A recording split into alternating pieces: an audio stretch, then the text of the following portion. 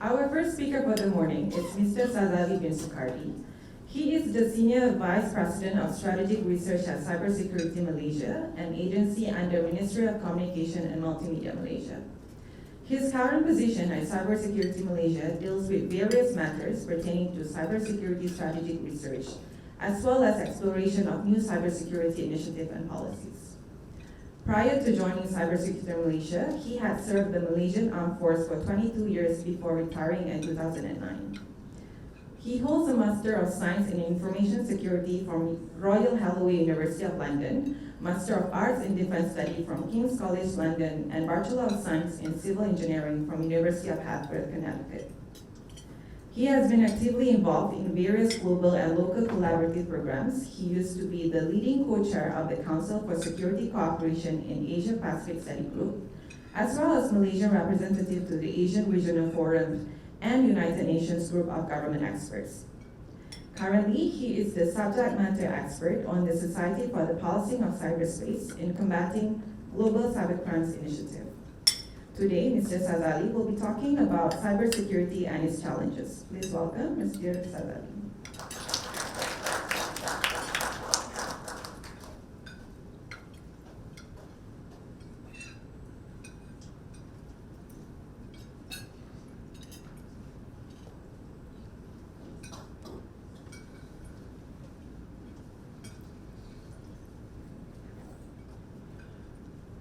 Assalamualaikum warahmatullahi wabarakatuh and very good morning. Thank you, Mrs. Moderator, and thank you to the organizer, Pong Yong and Bursa Malaysia. I am glad to be here, meeting all the distinguished speakers and participants, and given the opportunity to share my perspective on this topic, titled Cybersecurity Challenges in V.U.C.A world. And if you browse the internet, V.U.C.A is acronym. It's nothing new. It stands for volatility, uncertainty, complexity, and ambiguity. It is originated from U.S. military back in the 1990s to describe extreme conditions during war situations. And V.U.C.A is used today in organizations to describe our various challenges, be it in economy, business, research, but more security, because our world is volatile, uncertain, complex, and ambiguous. Okay, just before we start, anybody has any idea about this picture? Any idea? Maybe the young guy, maybe not aware of this picture. Okay. This is the first computer invented in 1946. Just imagine the size, 1,800 square feet, and the weight was 27 tons in 1946. And today, look at our computers, very small size, lightweight, yet it has high processing power, storage capacity, speed, and can perform various functions. Very small size. And next, how about this?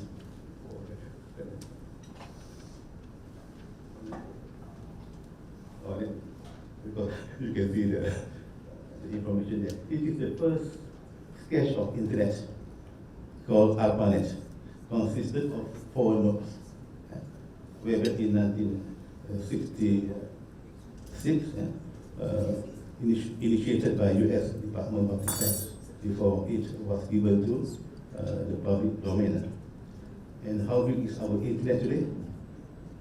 The first internet 4 nodes today billion, and each node is connecting to various subsystems, and each subsystem is connecting to various devices and applications. Next.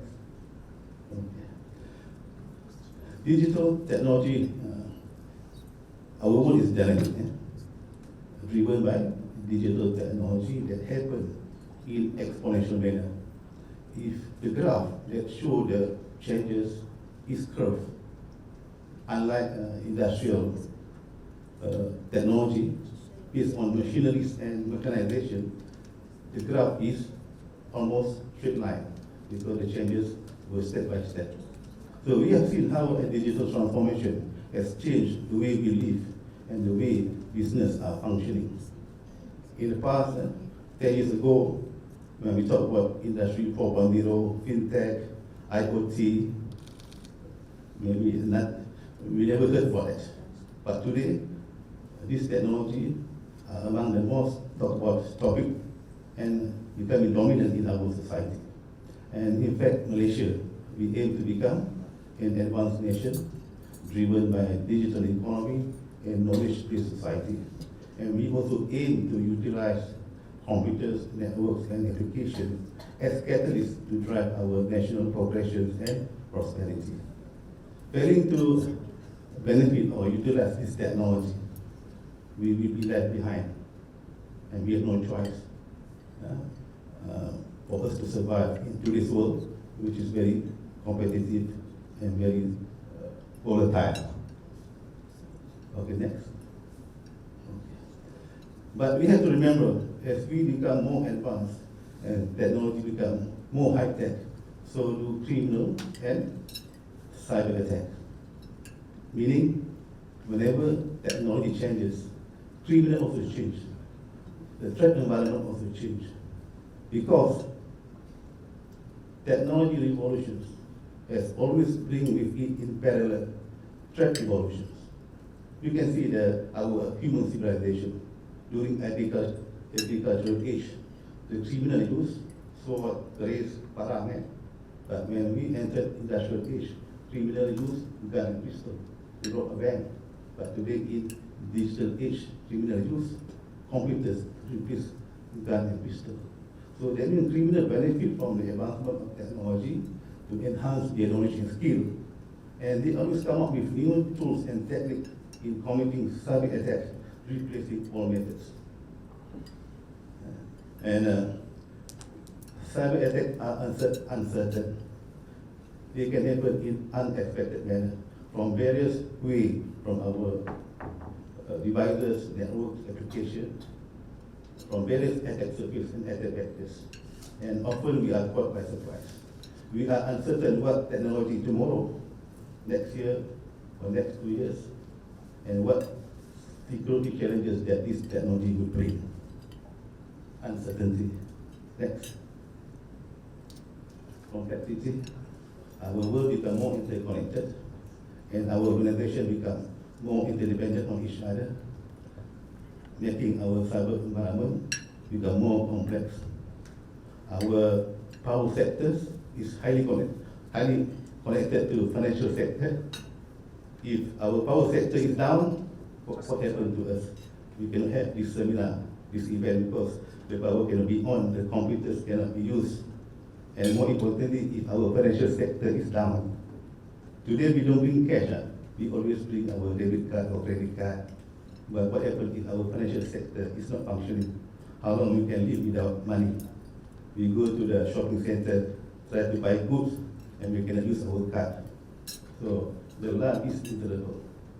And adding to that complexity, cyber attack are cross-border. And criminal, they can always compromise our computers. They can hijack and even take control of our computers and turn our network into botnet. And they can use our botnet as a launching pad to launch worldwide cyber attack. So to deal with cross-border cyber attacks is very complex because it poses various cross-border legal issues as well as jurisdictional challenges. Next. Cyber attack incidents are very ambiguous because we have no idea where the information comes from. We have no idea who are behind the machine. Criminal can always create various identity, yet very difficult for us to prove those identity. And the criminal also can hide themselves well behind the machine and behind the global networks to become anonymous. So to deal with cyber attacks can be very challenging. Our decision, our approach towards cybersecurity, in most cases, is not straightforward. We have to consider various factors and considerations. And the solution is not one-way solution. And even during this era, there is no yes or wrong answer. So every solution, every proposal, we have to consider various possibilities and options. Because we cannot be stereotyped in our approach. Our thinking cannot be typical. If we do so, criminals can always understand us how we do the job. And sometimes in what we observe in the financial sector, when they have all the strong IT infrastructure, all the information security in place, adoption of international standard, and all the various security solution, they think they are safe, they can go back to sleep. No. You are still not safe. That's why scam happen. Scam, fraud, cheat crime still happen, despite all the strong IT infrastructure and adoption of international standard and security solutions. Because criminals, they have no rule. They don't care whether you adopt ISO or not. They just need motivation. If they want to attack our organizations, they will find ways. And most of the time, it's just a matter of time, they will find the weaknesses, exploit our weaknesses, penetrate our networks, and attack us. Just need a motivation. They will find ways. There is no 100% security. So today's world is ambiguous. That's why collaboration is very important. Because what we see is not 360 degrees. They are always blind spot somewhere. So we need to share information, we need to share technical and non-technical resources to address this ambiguous situation. Next. Who are behind cyber attack? There are various motives. The motive can be financial, to gain some financial gain. The motive can be cyber terrorism. In the past, terrorists attacked critical sectors to create fear, to create violence. But now they can attack our critical sectors, power systems, aircraft. And this is sufficient to create fear to the people. And the motive can be cyber espionage to steal our trade secrets, economy. It has economic impact because those perpetrators, by having information, they might have advantage in a global business dealing or business standard because they know what we are doing, what we are having, and they know what our strategies. Cyber espionage now is on the rise and very alarming. Because in a bigger perspective, war strategies, or they say that we are already at cyber war. But it happened in the form of hacking, cyber espionage at the technical level. But actually it is related or interconnected to the higher level, maybe involving criminal organization, or which is very sophisticated and complex. And hacktivism, their motive is just to protest. In the physical world, if somebody is not satisfied or wants to show their dissatisfaction, they will go to the street. But in cyber, if they are not satisfied with the authority, they will go to cyberspace and attack your computer. Their motive is not financial. Their motive is not information, but to protest. They can devisit our website, they can cause denial of service and so on. So there are various motives. So for financial sectors, who are your main threat? Who are the actors? If I am the actors, I can do all these things, yet very difficult for you to know my motive.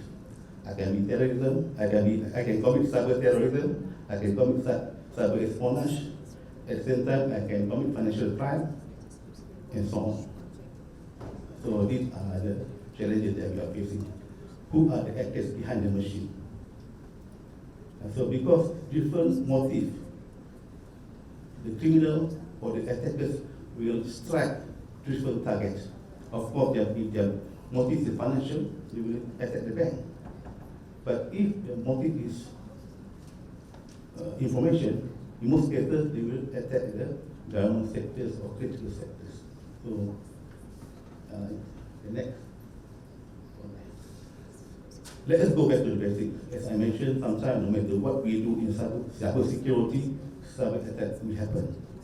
And maybe we have to go beyond what we are doing or what we have been doing. Because in cyber attack, even the most advanced ones, it often starts very simple, at the low level, targeting the people by exploiting our ignorance and negligence. Because at the aim at this level is to steal our personal information. In targeted attack, criminals just know our organizations.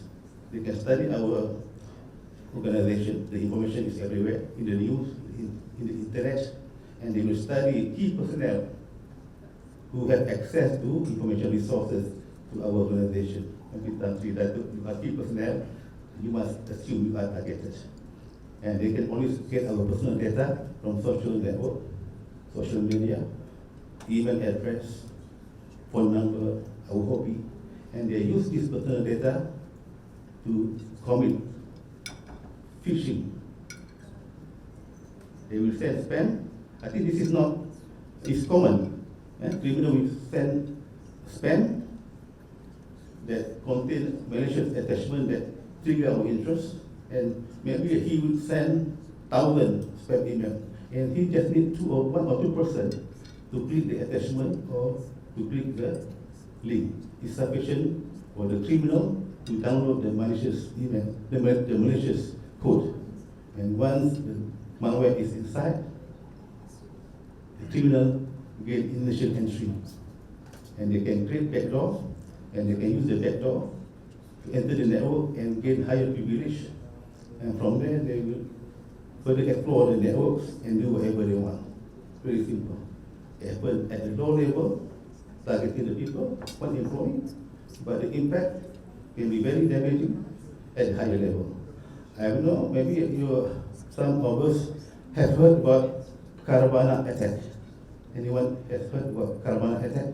2015, where this criminal gang stole $1 billion, $1 billion, from 100 financial institutions. It is not at random, it is targeted, well planned, well executed. And each financial institution lost 2.5 million to 10 million. And this criminal is very sophisticated. And they can even give instruction to ATM to dispense money. Of course, they have the agent waiting in the ATM to collect the money. So these are the kinds of criminals we are facing today. Okay, there are various types of methods for criminals to steal our money. Maybe some of us have heard about business email compromise with our email communication. Without we realize, can be monitored. Criminal can intercept our email, steal our information. For instance, this happened to my close friend. He is doing business, and he has some supplier overseas. So in Germany, it's a real case. So they have been doing all this business dealing. One day he received an email. This so-called supplier sent an email, okay, you have to pay 945,000 Malaysian ringgit before we can deliver the goods. So my friend thought the email was real, so he transferred 944,000. After that, he realized the email was fake, and he lost the money. And he called me, and I get back the money. You are still here. You should make police reports. Police has to investigate. But the criminal, when they trace in German, so by the time you transfer the money, the criminal would withdraw the money and disappear somewhere, and you are still here. So even you report to the police. Police have to do investigation, have to go to German, and they cannot just simply extract the evidence. So this, and maybe Another method of cyber crime is that hotel attack. Anybody heard about this? Because the criminal, they will attack the VIPs or CEO executives. In fact, they know which hotel you are going to check in or stay. They make the study. Really targeted. It's a real case, especially in Southeast Asia. They know which hotel you are staying. In advance, they will compromise the hotel Wi-Fi. So when you check in the hotel, you want to access the hotel Wi-Fi, the victim or the target will see a pop-up asking the criminal asking the victim to download the apps, and without the victim realize he download malware, aim to steal the information. So these are the various techniques. Because criminals, they are very creative and they are very motivated. They can stay in the room watching football tournament, drink coffee, watch TV, listen to the music, but at the same time they have computer in front of them and hack. But when we are attending this event, maybe somebody out there are attacking our computers. So, and maybe during the weekend, we might say to our colleague, don't disturb me. I'm going for weekend. I want to spend time with my family somewhere, but not criminal. Not criminal. They are working 24 hours. No office hours. Next. Okay. So Malaysia faces various spam and scam issues. Because most of scam victims, before they are scammed, they are spam. If I am criminal, before I scam the victim, I will normally send spam email. This is what happens. And most of the victims of scam, why they become victims? Because their personal information are compromised. And scammers use their personal information to steal money from the victim's account. So the protection of personal information is very important at the low level. So apart from talking about policy and so on, cybersecurity must be well understood by our workers, by our staff at a very low level, and the culture must be there. But because every one of us is potential threat, without we realize. Okay, next. Data is money. As we know, Mark Zuckerberg, he used to be the youngest, the fastest self-making billionaire, Mark Zuckerberg. What he has been doing, he is the owner of Facebook. What Facebook is doing, because he is using our data and information to monetize that information for him to make business. And he's the youngest billionaire at one time. And who provide the information, the data? We are the ones. When we use Facebook, is it for free? Nothing in this world is free. But we use Facebook and other social media for free. There's something in return they want. They want our data. Because our data can always be monetized. So be careful when we share data, when we share information in our social media. And identity theft, for example. If our identity is stolen, criminal can use this stolen identity to fake maybe a personal loan, car loan, and all the various ones. They can fake credit card and so on. So data protection is a very basic sometimes. And sometimes we even do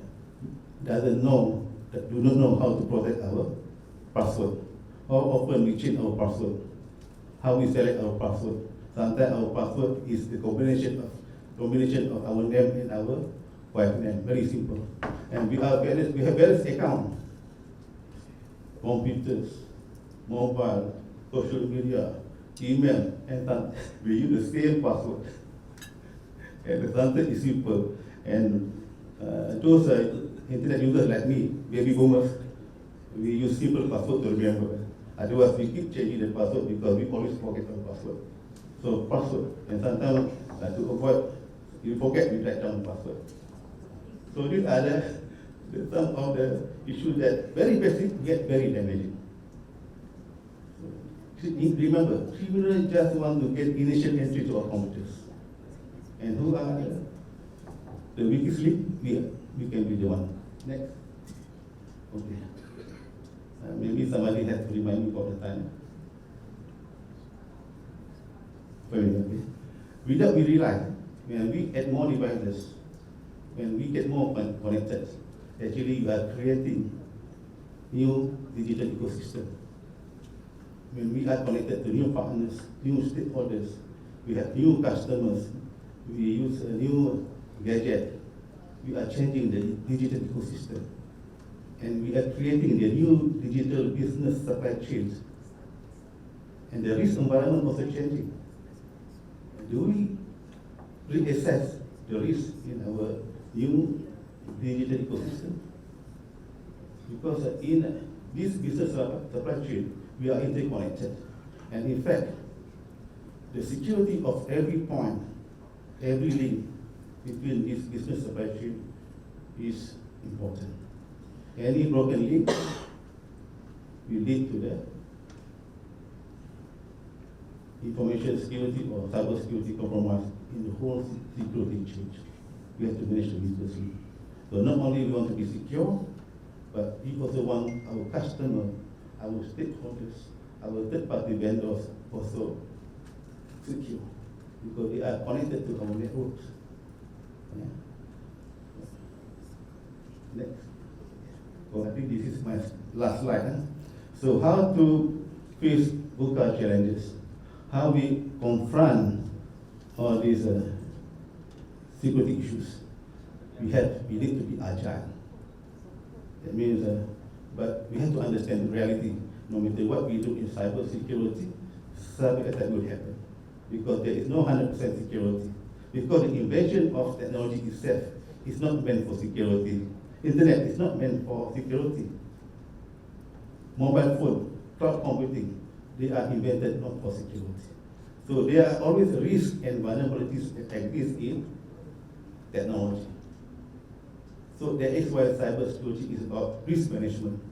But as organization, what level of risk you are willing to accept? So this will determine how much money you want to invest in cybersecurity. And cybersecurity is not popular. First, it is not convenient. Second, it is costly. So the more you invest money in cybersecurity, the less profit. The less profit, the less bonus. Maybe no increment. So it is top management issue. How much money? Of course, as technical people, they want the best technology. But of course, the financial people, they want to save as much money as possible. So there are gaps between technical people and top management people. And of course, we cannot use traditional method in cybersecurity. We have to be equally evolutionary and innovative. Criminals, they use artificial intelligence. Today, cyber attack is not done through manual method. They use artificial intelligence to penetrate our networks, to study our system vulnerabilities, to discover all these weaknesses, and they can hijack and take control of our computers. So to confront this criminal, we have to be equally innovative. We have to come up with the best technology. That is why research is very important. And we cannot work alone. We have to collaborate with industry and to share the technology, technical knowledge, and so on. And zero trust security is very important. Don't trust all the information and communication in cyberspace, but always check and verify. But what happened is that in the past, when we grant access to our network, we allow these activities to go to the rest of our network. So if any part of our network is compromised, the whole network is compromised. It shouldn't be done that way, because our network should be segmentized, and every level of communication and activities must be checked and verified at every stage. So if cyber attack happens, we can always contain that incidents within that network. It doesn't spread to the rest of the network. And it, as I mentioned, no matter what we do, cyber attack will happen, but more importantly, how fast we can detect the intrusion. The later we detect the intrusion, the more damage, and how fast we can secure all the critical services in our organization and minimize the loss and the impact so that we can continue function and secure the interests of stakeholders and customers. So zero trust. Now the trend is we are moving to the cloud, and cloud is not secure. If we can access the cloud, so do the criminal. In fact, cloud today is used as training ground for the criminal to practice their training, hacking skill. But today, organizations, they want to benefit from the advancement of cloud to increase efficiency and productivity in business. So how we balance between the benefit of cloud computing and security? And in fact, in the future, we are going to work in remote environment. We have learned from pandemic, where people are working at home and from home. Our devices and our application and users access our office from remote environment. And this trend will be here. So how we secure our cloud. And in the future, according to the Gartner, security is in the cloud. I think somebody has reminded me about the time. I have to stop here. Thank you very much. We will open the floor for Q&A session. Please raise up your hand so we can pass you the mic.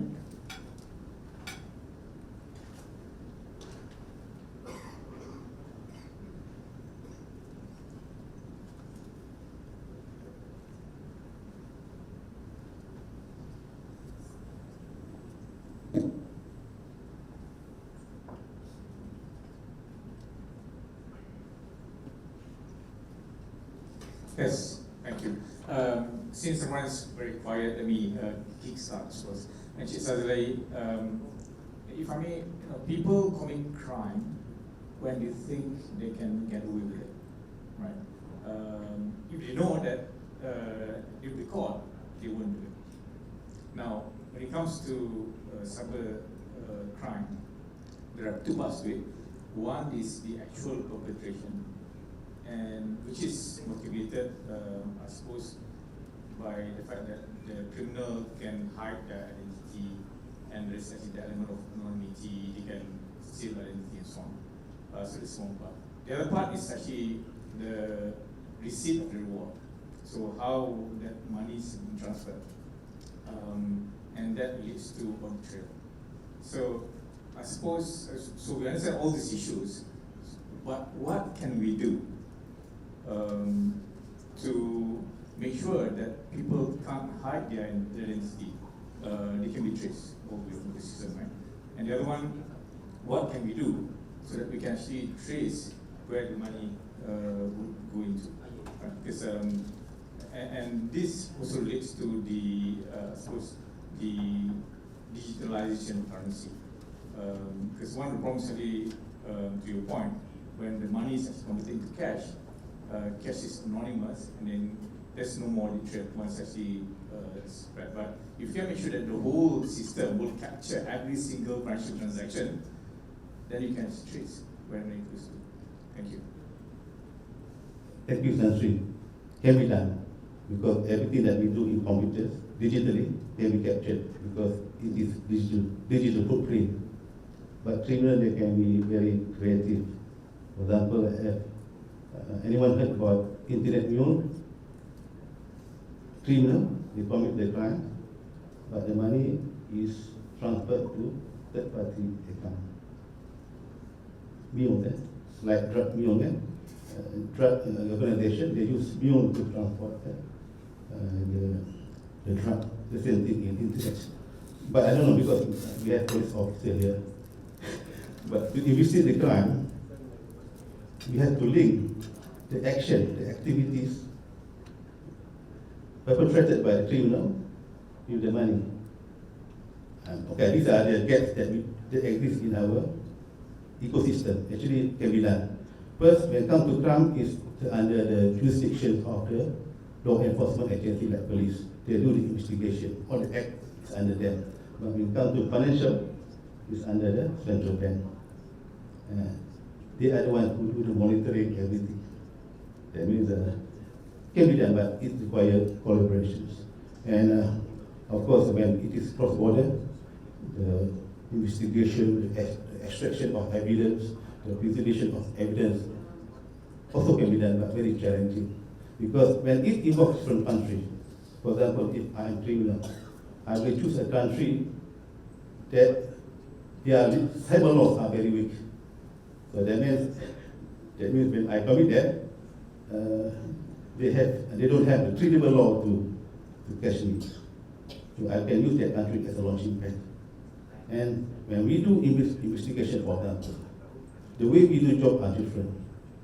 Because evidence must be credible and admissible in the court. But the evidence is everywhere. And whether we have the same standard of doing data extraction. So which court can be used to deal with the case, whether that evidence is acceptable in this country, whether we adopt the same standard. Because in cybercrime or in any crime, the defending lawyer, they just create a doubt, even though the evidence is there, but technically can be done to create doubt because of evidence is not admissible, it's tampered for them. And that is why in CyberSecurity Act, it's not about technical alone. More importantly, it's about collaboration in the ecosystems. So we have to share information. Now we have artificial intelligence, we have automation. Everything can be done in the speed of machine. So no problem was for us to trace, but how far we collaborate, we cannot work in silos. So unless and until we can strengthen our ecosystem, work together, it can be done. But sometimes we say we are collaborating. To what extent we collaborate? Sometimes, okay, can I have this, can you assist me? Wait, I have to get permission from my boss. So it is collaboration, but to what extent? Real collaboration is we work as a team. We have the same understanding. We address the same issue. So that means when the issues arise, we respond immediately as a team. Because still we have any bureaucracy in our procedures.